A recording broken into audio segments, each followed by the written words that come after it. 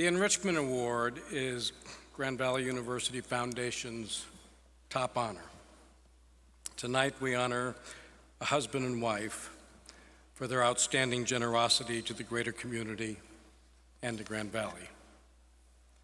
I have the distinct pleasure of presenting this year's first Enrichment Award to Joyce and Tom Wisner.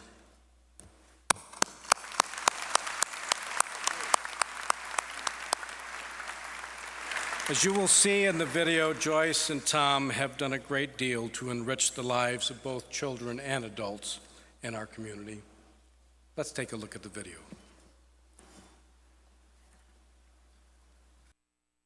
Dad always taught us to take responsibility for ourselves and give back to the community. My generation was going to follow in his footsteps. Well, we're very lucky to have Tom and Joyce in our community. They care a lot, they're very committed. They believe that one of the finest things individuals can do is to educate themselves, to make themselves productive members of this community. We understand what Grand Valley's position is and their forward thinking and the progressiveness that they're using, and we believe that whatever help we or anyone else can give to them accelerates that ability for them to provide. They've always been interested in students. What are the student needs? They have helped many, many young people with education, not just a year at a time, but all the way through college and sometimes after that.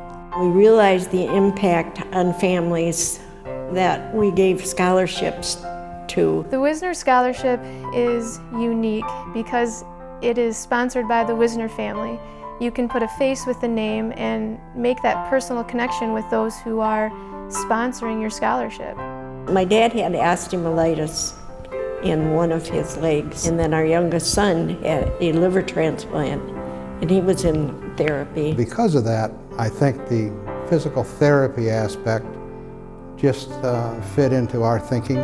What it meant to me as a physical therapy student and what it means to me now as a physical therapist is really show me the importance of the physical therapy profession and what a profound effect that it has on those that you care for. One of the beauties of the Wisner gift is the scope it allows us to address. We're going to be able to work with students who are first generation to college and have very little support from the home front and from their community. We'll be able to work with part-time students who typically don't receive much financial support as they're pursuing their education. And it'll allow us to get students involved in new product design and development that is just so essential to helping the Michigan economy rebound.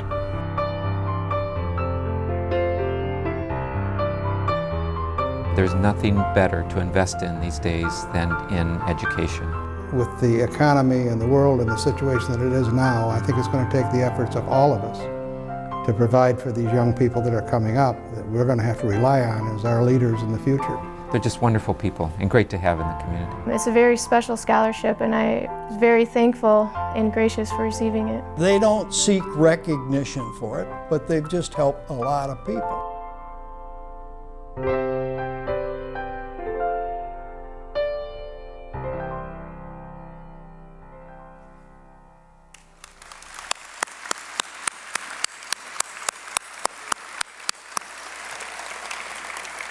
As you can see, the Wisners have carried on the legacy of their family and philanthropy, begun by Joyce's father, Leslie Tassel, who received this honor himself in 2002. The Wisners have given generously to Grand Valley through the gift of scholarships. They've also given generously of their time as well. Both currently serve on the honorary committee for Shaping Our Future campaign, and Joyce also serves on the foundation board. I'd now like to invite our General Chairman, Rich DeVos, to say a few words. And as he's coming up here, I'd like to take the opportunity to congratulate Rich on the 50th anniversary of Amway and thank Amway and the families for all they've done. It's all magic, right? And the final thing is go Magic. You got it, right. Okay.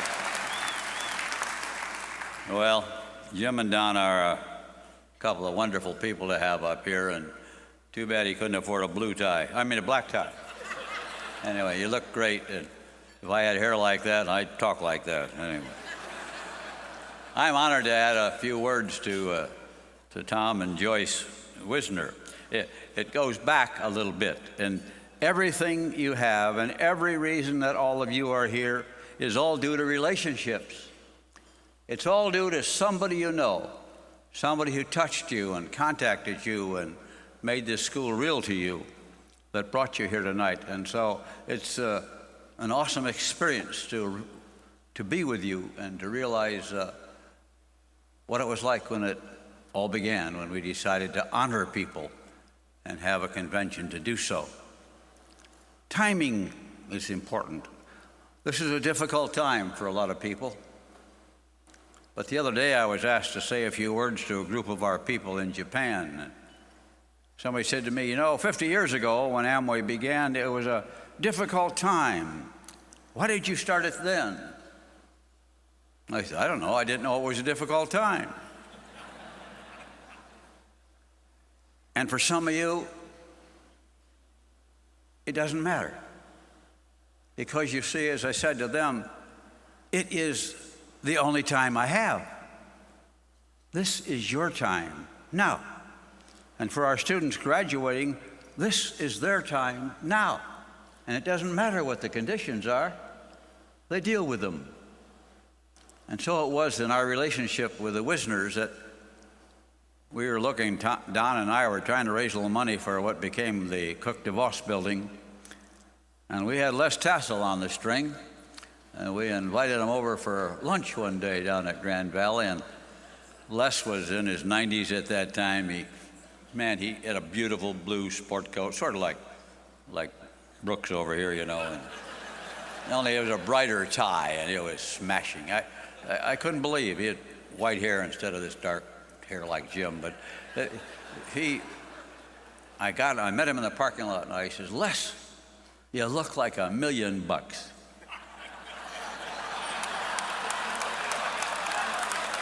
And with that, we proceeded to go upstairs to have lunch. And after lunch, and Lubbers started to work him over a little bit, I said, Les, you not only look like $1 million, we think you ought to give $1 million.